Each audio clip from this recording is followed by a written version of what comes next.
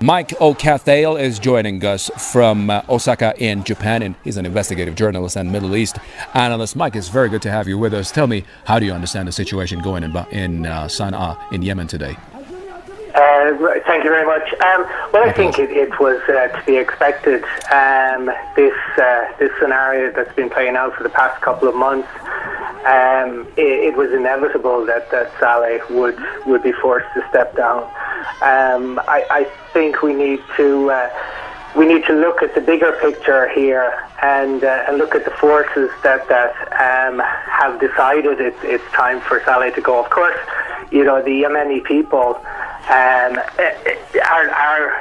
looking for democracy, and they are naturally tired of his autocratic rule. But at the same time,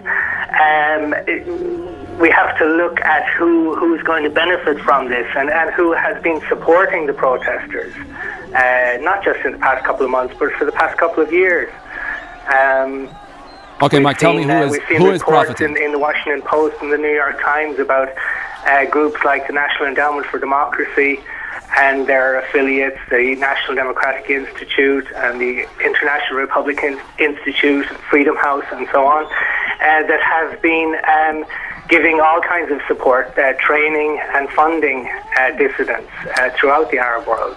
Mike, you were just speaking about someone profiting from this whole situation. Tell me, who do you have on mind? Well, I think if we look at the people involved, for example, the longtime president of the National Endowment for Democracy is Carl Gershman.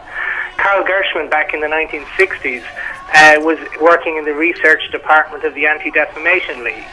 And as most people know, the Anti-Defamation League defends Israel and attacks critics of Israel, and its research often amounts to espionage on critics of Israel.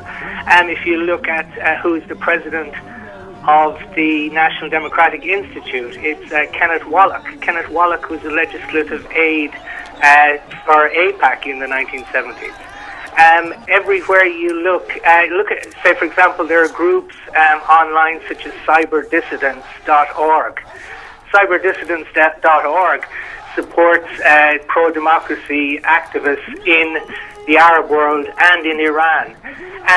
It sounds very, very good, but you look at who founded this group. This was set up by the Adelson Institute, which was located at the Shalem Center in Jerusalem. It's backed by people like Sheldon Adelson, Ronald Lauder. These are close friends of Benjamin Netanyahu. It was chaired by Natan Sharansky.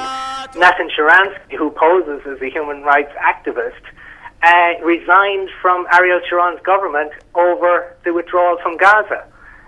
He chaired a group called One Jerusalem, which rejects Palestinian sovereignty over any part of Jerusalem.